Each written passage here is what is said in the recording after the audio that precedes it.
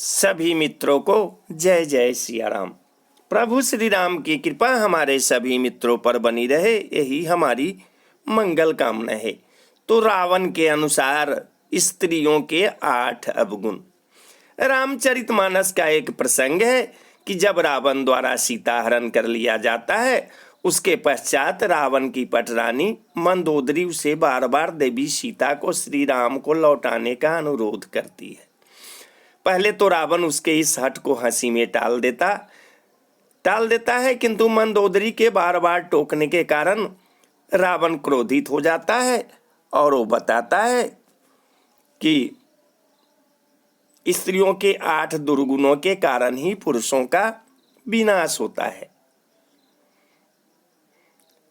यहाँ तुलसीदास जी ने रावण के मुख से महिलाओं के लिए जो कुछ भी कहलाया, उसके भी 2 रूप हैं। उस अवगुण के कारण जो एक बुरा पक्ष प्रकट होता है, वही स्त्रियों का एक बहुत बड़ा गुण भी बन जाता है।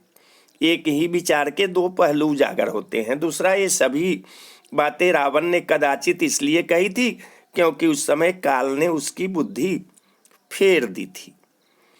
तुलसीदास ने रामचरितमानस में इस बात का वर्णन एक चौपाई से किया है कि नारी स्वभाव सत्य सब कहहीं, अवगुण 8 सदा उर रहहीं, साहस अनृत चपलता माया, भय अविवेक अशौच अदाया।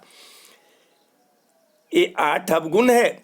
दुस्साहस, यहाँ पर साहस का असली अर्थ है अत्यधिक साहस। रावण के अनुसार स्त्रियों को साहसी होना चाहिए, किंतु दुस्साहस कभी नहीं करना चाहिए। ऐसा करने के बाद उन्हें पछताना पड़ता है, तुम मुझे बार बार सीता को लौटाने को कहकर दुस्साहस ही कर रही हो। असत्य, दूसरे अवगुण के रूप में रावण मंदोदरी से कहता है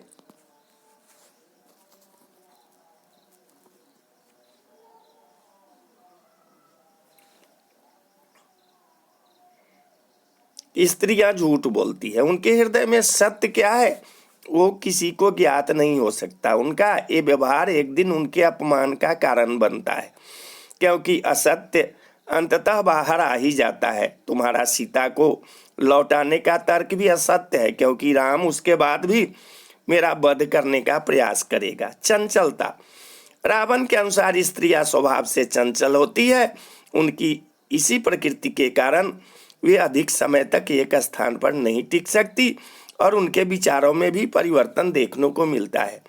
अपनी चंचलता के कारण वे सही समय पर सही निर्णय नहीं ले पाती।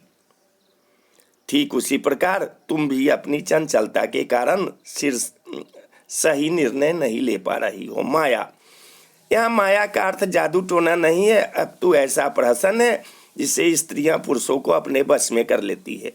अगर पुरुष की इच्छा शक्ति प्रबल न हो तो निश्चित ही स्त्रियों द्वारा वशीभूत हो जाता है।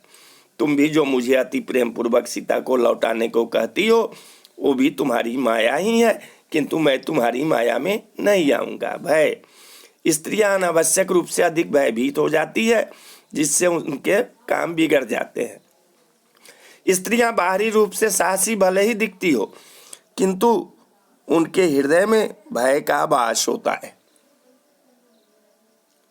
तुम भी बाहर से निडर होने का दिखावा करती हो, किंतु तुम्हारे हृदय में भी भय है कि अगर युद्ध हुआ तो वनवासी राम तुम्हारे पति और पुत्रों का अहित करेगा। अविवेक, स्त्रियां हर परिस्थिति में अपने विवेक का उपयोग नहीं करती, इसके उलट वो अपने हृदय की अधिक सुनती है। तुम्हारे सीता को लौटाने का भी प्रस्ताव अविवेक का उदाहरण है। अभी तुम अपने हृदय में से सोच रही हो, इस कारण मुझे ऐसा सुझाव दे रही हो। अपवित्रता, यहाँ अपवित्रता का अर्थ स्त्रियों के सतीत्व से नहीं है, बल्कि देवराज इंद्र द्वारा स्त्रियों को अपने श्राप का भागीदार बनाने से है, जिसके कारण स्त्री रजस्वाला रहती है।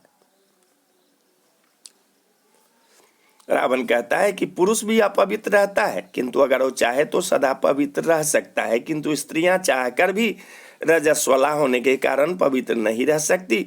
ठीक उसी प्रकार तुम्हारे विचार भी मेरे लिए अपवित्र है। और निर्दयता, ईश्वर ने स्त्रियों को दया की मूर्ति बनाया है। सागर में भी इतने रत्न नहीं रहते जितनी दया स्त्रियों के हृदय में रहती है, किंतु जब वो कुछ बिगाड़ने पर आती है तो उनका हृदय दया से शून्य हो जाता है।